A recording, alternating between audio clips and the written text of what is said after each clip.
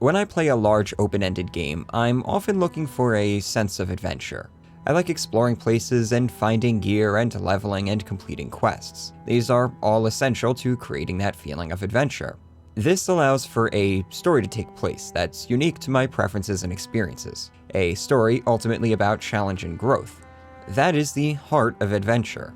Despite being a small indie survival crafting game, Valheim delivers that feeling better than most big-budget RPGs I've played, and that's because Valheim understands what it takes to make a good adventure. Every aspect of its design is built around soliciting that feeling. From its world to its gameplay, everything works towards the goal of making the player feel like they are progressing. Whether it is going out and exploring, collecting resources, building a base, or slaying bosses, everything feels like it has a purpose, and finishing those tasks feels rewarding. This creates a more meaningful and memorable adventuring experience compared to a game like, say, Skyrim. I got Valheim with the intention of finding a couple of points of comparison for a Skyrim video I'm working on, but after exceeding the few hours I was planning on spending with Valheim, I figured a dedicated video was in order. Falling into week-long binges of unproductivity with survival crafting games is nothing new for me. There's a reason I need to bury Minecraft in a bunch of folders when I manage to stop playing. But I didn't want to do a full review of Valheim for several reasons. First, this game isn't complete. It's an early access title that's only just hit its 1-year anniversary. It's one of the most stable and polished early access games I've ever played, probably the most, but according to its Steam page, it's only 75% feature complete and 50% content complete.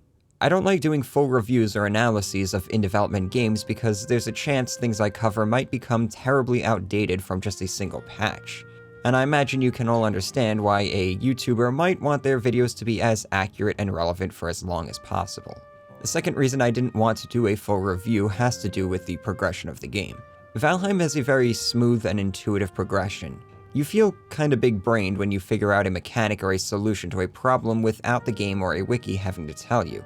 Discovery of its world and its mechanics was a constant source of enjoyment for me while playing, and I don't really want to deprive potential players of that opportunity, so I'm not going to show much of the bosses or some of the better tools and strategies of the game.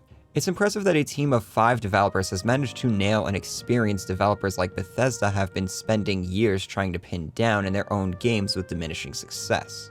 Comparing Valheim and Skyrim seems almost meme-worthy at face value, but it's actually a worthwhile comparison because I believe both games are attempting to deliver very similar experiences. But where Skyrim sought to give players adventure by making its world as accessible and welcoming as possible, Valheim took a contradictory approach. I won't say Valheim is the polar opposite of Skyrim, because at its core, Valheim is a more casual experience than one might expect. But Valheim wasn't afraid to make its players sweat a little.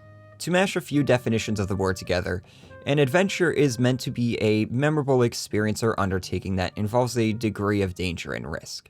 That aspect is where Valheim differs from other adventure games I've played, and that's why it's managed to engage me so well. Almost every time I was leaving my base, I felt like I was embarking on an actual quest. Even if I was just heading out to hunt some deer and boars in the starting biome, there was enough uncertainty with where I might end up that errand would feel a little exciting. It also helps that sneaking around sniping deers from a good distance away was just so damn fun.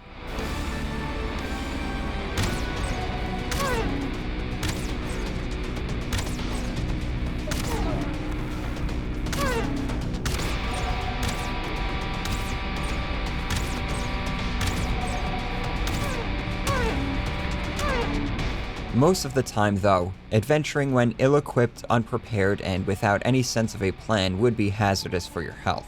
Striking into the wilderness usually requires some degree of thought, and the further away you're going, the more thinking is going to be required. With Skyrim, exploring its world never involves much risk. Not really. For starters, there's level scaling, which ensures any player of any level can venture to any part of the map and be just fine.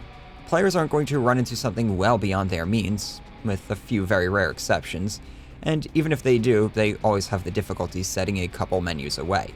There's no environmental hazards, despite being set in a mostly inhospitable province dominated by freezing mountains, so the player is free to climb those mountains naked and feel the breeze on their cheeks. Healing items are common loot on enemies and in dungeon chests, and every character starts with a basic healing spell. Even if the player manages to die, which is often the result of carelessness and not a lack of player or character skill, they are just reverted to a recent save and might have to repeat a few minutes of progress. Now, I'm not saying this approach is entirely misguided and can't ever work, but I feel these super forgiving mechanics undermines the adventuring spirit of the game and diminishes its world at the same time. In Valheim, the player cannot just pick a random direction and walk that way forever. Odds are they are going to find a body of water they will drown in, hit a mountain that they will freeze to death on, or hit a zone where enemies will let them know they are definitely not welcome.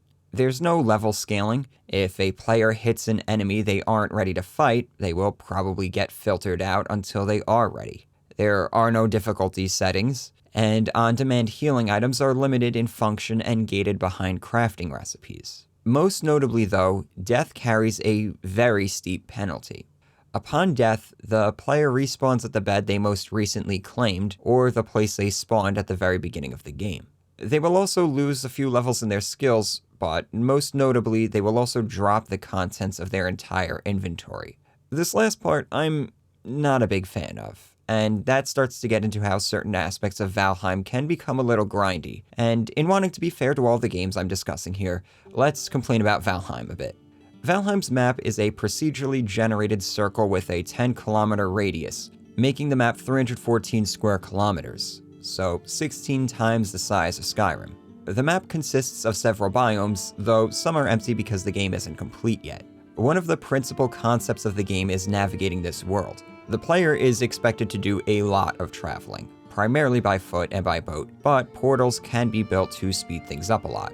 Different biomes have different resources that are needed to do things like build bases, workbenches, and boats, and craft things like food, tools, weapons, armor, and potions. Pretty much your typical open-world survival crafting game foundation. This is all to say the map of Valheim is quite large, and the player is going to be doing a lot of traveling and exploring unique and often dangerous areas. It's not unusual for the player to end up several continents away from their main base searching for materials. If they were smart and planned well, they should have a portal relatively close by that will link back to their base. In a situation like that, dying and dropping everything in their inventory shouldn't be too big a deal. Sure, it can be frustrating to die a few times doing a corpse walk, but it's not the end of a character. What could be the end of a character is if the player had all of their gear and tools, died in a place without a portal, and are left without any reasonable means of getting that stuff back in a timely manner. Did you die and lose your last pickaxe and have no boat to get back to that continent? Yeah, that's rough, buddy. The good news is that that stuff will be saved there until the player manages to get it back, so at least they don't have to deal with a draconian system like Minecraft where everything that drops gets deleted after 5 minutes. If there's one compliment I can pay to these penalties, it's that they got me to respect the dangers of Valheim's world and rethink my approaches. As a result, I died a lot less than I would in a more forgiving game like, say, Skyrim. Mostly because running away was an expected and viable strategy. One of the loading screen tips encourages players to make backup equipment to avoid this exact issue, but in a lot of situations, this is just not a viable option. Armor and tools can cost a lot of resources to make an upgrade, way too much to justify making backups of.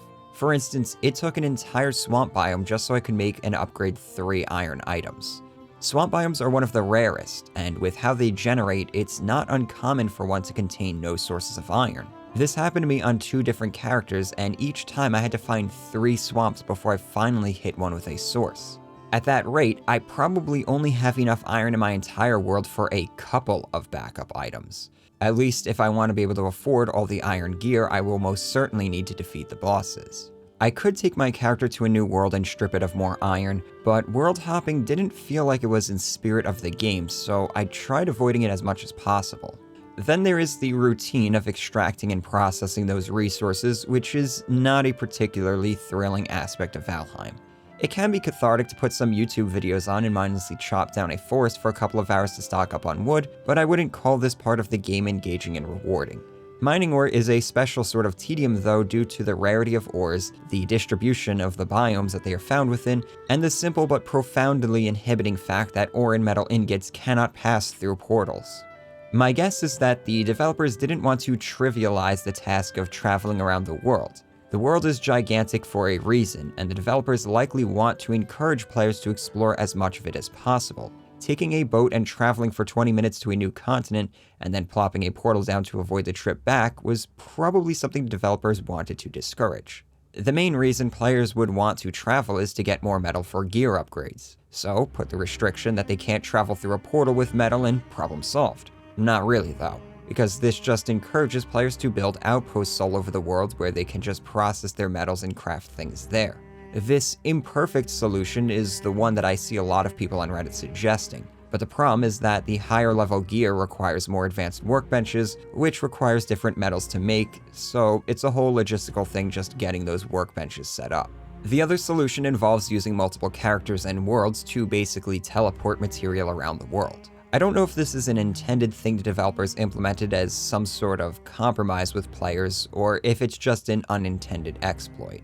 What I do know is that I utilized it almost immediately after learning about it, and then I installed a mod to remove the limitation entirely because it honestly felt like the game was just wasting my time.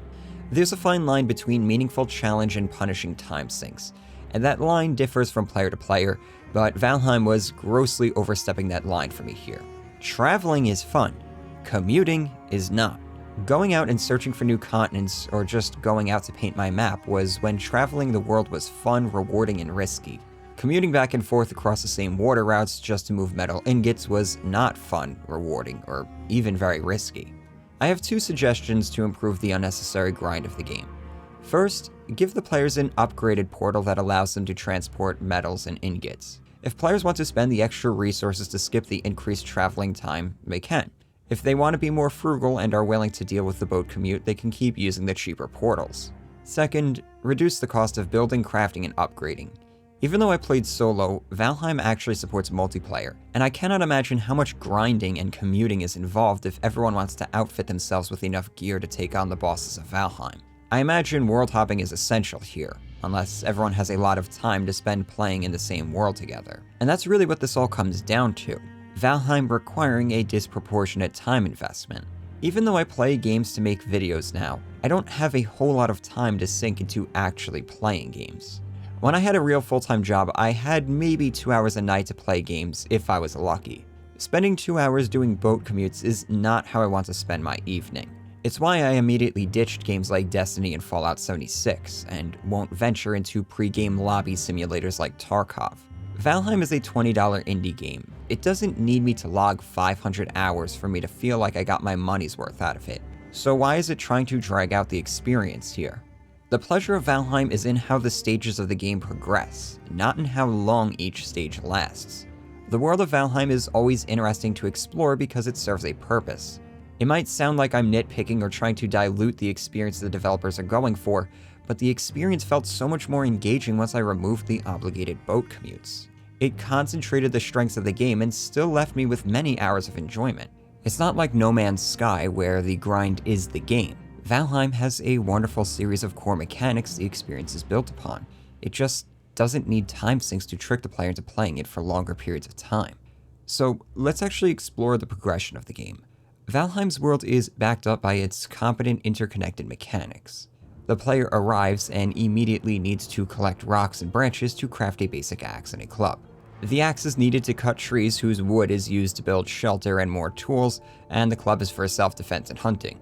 Food becomes an immediate priority not because they will starve to death, but because the player needs to keep their belly full in order to top out on their max health and stamina as much as possible. Once the player has a base established, the game introduces workbench upgrades, which leads to new tools, equipment, furniture, and crafting stations.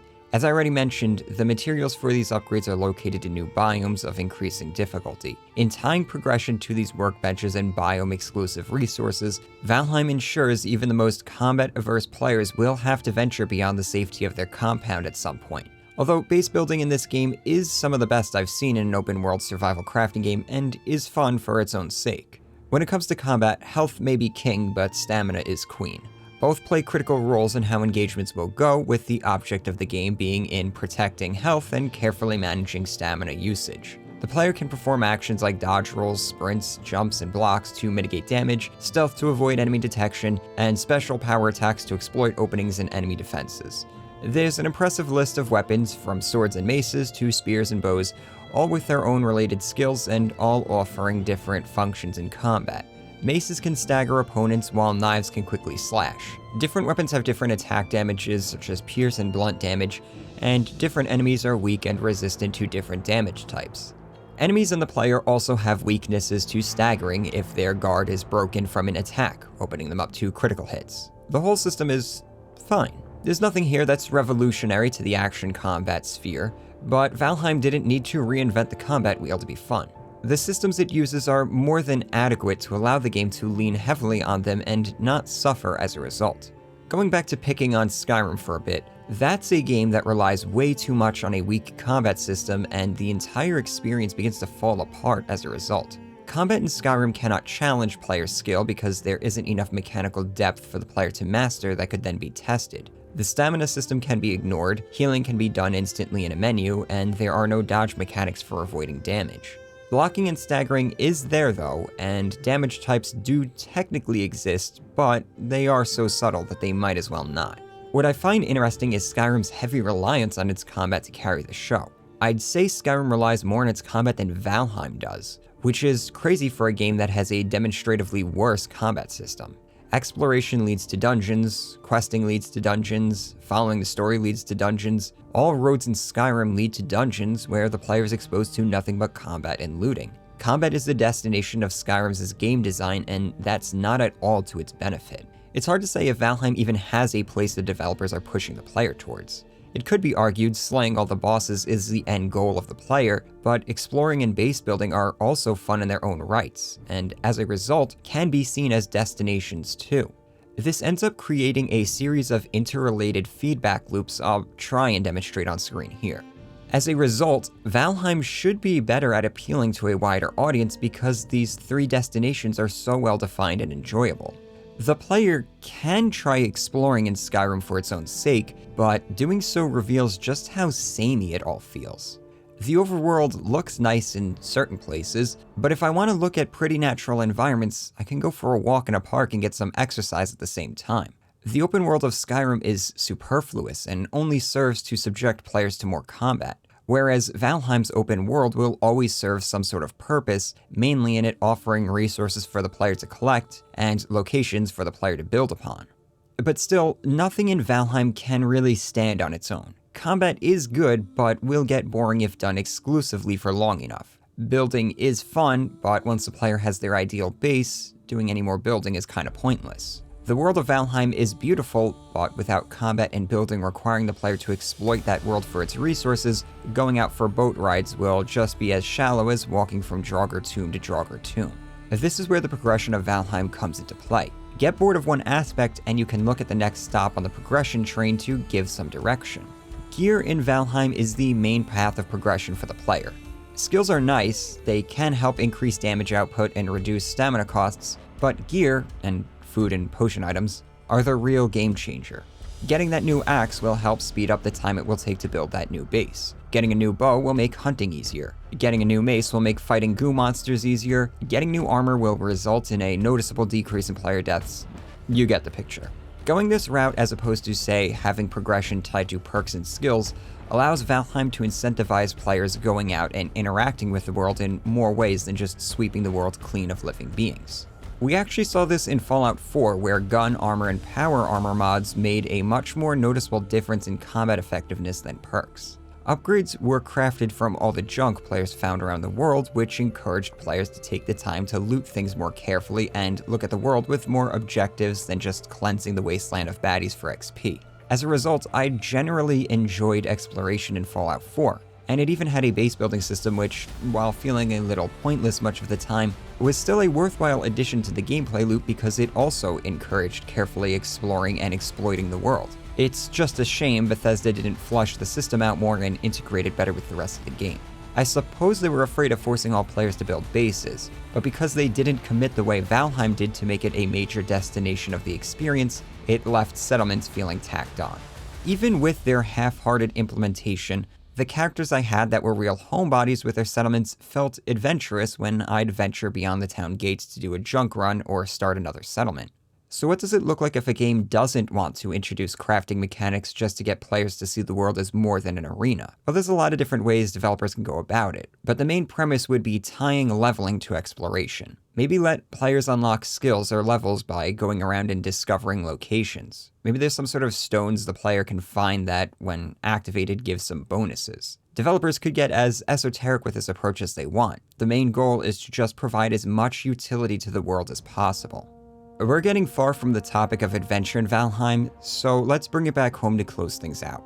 I like adventure in my games, particularly ones that involve a large world that's meant to be explored. Just because I think Valheim has executed that aspect well through its smooth, well-crafted progression and interrelated mechanics, doesn't mean I think adventure has been completely absent in recent titles. Even Skyrim, which I've admittedly been dunking on pretty hard here, is able to deliver some parts where it feels like I'm doing things that matter in a world that feels purposeful. It's a shame it can't deliver that consistently over an entire playthrough, but those first 15 to 30 hours can be some pretty good stuff. But when I'm in my longboat, beating against the waves as Patrick Jarlstom's compositions are playing in the background, okay, yeah, this is pretty cool, I feel like a damn Viking. Standing at the bow of my ship as it hits land and I jump off swinging an axe at enemies trying to throw me back into the sea is a neat experience that just occurs on its own without the need of heavy scripting or cutscenes. This is the sort of stuff massive studios are so often aiming for but badly miss the mark because they critically compromise the vision along the way for things like accessibility and forced story beats. They're deathly afraid of demanding a certain level of commitment from their players, so they themselves compromise on their commitment to the experience. In the process of writing this script, I went and tried tackling a boss, and you know what happened? I got stomped. I mean, it wasn't even close. I think I did about 3% damage to the boss over a 40-minute episode that I can't even call a fight. I was soundly beaten, shook, and humbled. I even began to doubt if I should continue writing the script just because I thought I still didn't understand the game well enough. And that right there said something. It said that I trusted the game enough to understand that my failure in that fight was my fault. It wasn't the game pulling tricks on me or the boss being poorly balanced, which would be a fair thing to assume of an early access title, but because the game up until that point had been so solid, I gave the game the benefit of the doubt and was willing to admit I just needed to get better and try again. I get why developers would be nervous of putting players in a tight situation. It would be possible I'd just close the game out and give a big nasty thumbs down on the store page. But if developers spend the time making systems that are well designed, fairly balanced, and relevant to the overall experience, then they should have some peace of mind knowing players who take to the streets because they got filtered by a challenge in the game just might not be the audience that they want playing their game. If they did things well, the players they are trying to connect with will likely take a leap of faith and go, you know, I've enjoyed this so far, I'm going to just assume this is a skill issue and this is just part of the intended experience. Getting filtered by this boss didn't sour me to the entire game. In fact, it made me appreciate the casual elements of the game that I was free to return to. The fact that I had the option to go back to my casual gamer routine to cool off, recompose, and marshal my strength for an eventual round 2 also helped. If I need some happy vibes, I can just grab a pickaxe and go for a walk, or load up some gear and hop in my boat. Those tasks aren't yanked away from me because the game insists it's boss time. Even better, those tasks are far from pointless. I need better gear to take on that boss, so my chill session is also working towards future success. This is a casual experience done right. There's no judgment on the part of the game. No point where it non-verbally tells me to get my noob ass back to the boring grind so I can earn the privilege of proving to the game I'm not a pleb. It just lets me naturally make my way back to the copper veins.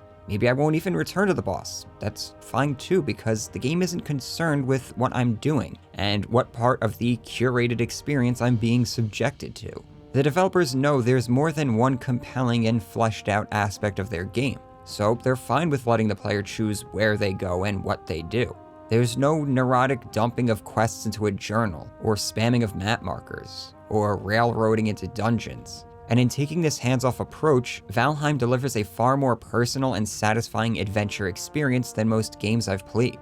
I considered making the argument that Valheim doesn't respect the player's time much, especially when there's things like not being able to carry metal through portals.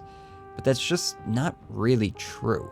Valheim commits itself to making the player's adventures feel meaningful. Nothing is a wasted effort in this game. Everything leads to something, because there are always challenges and tasks to be had, most of which are based on intrinsically enjoyable things like exploring its world and building a cool-looking base. This is why I gave it the benefit of the doubt with its bosses and even its portal situation. Even now, I feel just a tiny bit guilty about cutting out the restrictions, even though I'm enjoying the game much more after doing so. It's hard for me to give a recommendation for an early access title, and while I'm willing to give the game the benefit of the doubt when it trips me up, I've been burned too many times to fully give developers the benefit of the doubt. But at the same time, it's $20. I got it for $16 during a Steam sale, but even at $40, I'd still have been very satisfied. Irrespective of the price argument, if you're like me and enjoy the feeling of adventure a lot of big open games try to solicit, yeah, maybe you should give Valheim a try. I was surprised just how flexible the game truly is. Play it with friends if you don't want to fight the bosses alone. Use console commands and mods if you just want to make some nice looking houses. The game doesn't try too hard to force you down any path, and I feel like there's a lot to enjoy here. This video is a departure from my usual long videos, and is something I'd like to do more of between giant projects like the upcoming Skyrim video. I got a few other things in the works before the video is done, some of which are gonna be more experimental. If you guys got any feedback on this sort of video format, I'll try to keep up with the comments. Anyways, thank you, and I'll see you in the next one.